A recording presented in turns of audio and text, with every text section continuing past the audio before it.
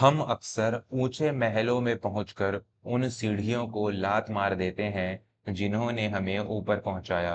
आज की ये हार्ट टचिंग कहानी आपके कलेजे को झकझोर देगी। कहानी सुनने से पहले सब्सक्राइब जरूर करिएगा। अर्नव शहर का एक नामी आर्किटेक्ट था। उसकी पत्नी तनीषा को दिखावे की जिंदगी बहुत पसंद थी। अर्नव के पिता राम खिलावन जी गांव से आकर उनके साथ रहने लगे थे।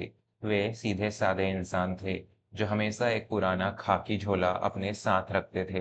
तनीषा को उनकी सादगी से चिढ़ थी। वह कहती, अर्नव, तुम्हारे पिताजी जब इस फटे झोले के साथ हमारे वीआईपी मेहमानों के सामने आते हैं तो मुझे शर्मिंदगी होती है। अर्नव ने अपनी पत्नी की बात मान ली। एक सुबह उसने पिता से कहा, बाबूजी, यहाँ शहर में आपका मन नहीं लगता। मैंने पास के एक अच्छे आश्रम में आपके रहने का इंतजाम कर दिया है। वहाँ आपकी उम्र के लोग मिलेंगे। राम खिलावन जी की आंखों में आंसू थे, पर उन्होंने बस अपना वो पुराना झोला उठाया और सिर झुकाकर चलने लगे। मंजर जो बदल गया वह जानने से पहले सब्सक्राइब जरूर करिएगा। जैसे ही वे घर की दहलीज पार कर रहे थे, झोले की तनी टूट गई और सारा सामान फर्श पर बिखर गया। अर्नव गुस्से में चिल्लाया, देखो, इस कचरे को तो यहीं छोड़ दो, वहां नया सामान मिल जाएगा।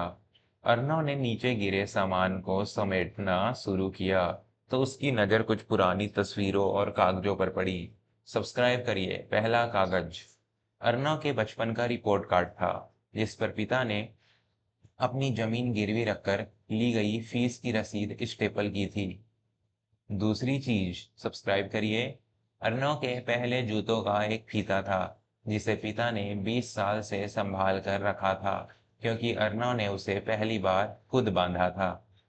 तीसरा कागज सबसे अहम, अब तो सब्सक्राइब करना बनता ही है, वह एक वसीयत थी।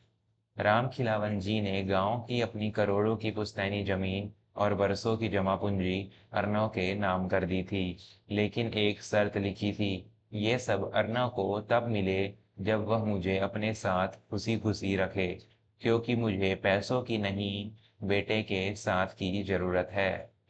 वसीयत की तारीख कल थी, यानी पिता जानते थे कि उन्हें निकाला जाने वाला है, फिर भी उन्होंने अपनी आखिरी उम्मीद बेटे के नाम कर दी थी।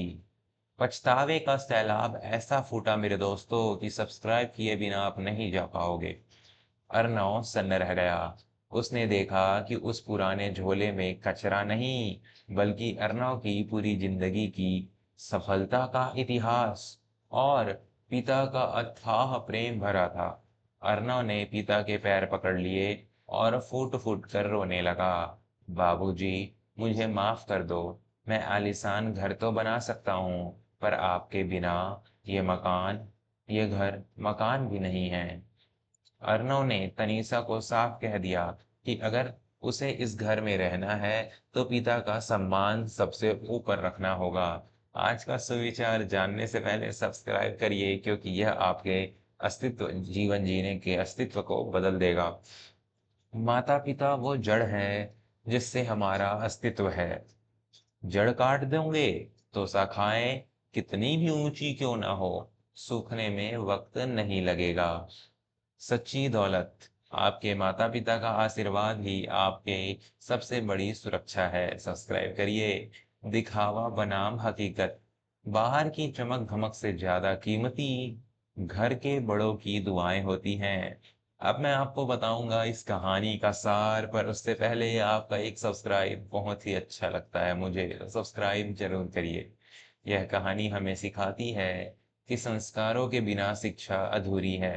पहला, अपने माता पिता को कभी बोझ ना समझे, क्योंकि उन्होंने अपनी पूरी जिंदगी आपको योग्य बनाने में लगा दी। दूसरा, दिखावे की खातिर अपनों का साथ कभी ना छोड़े।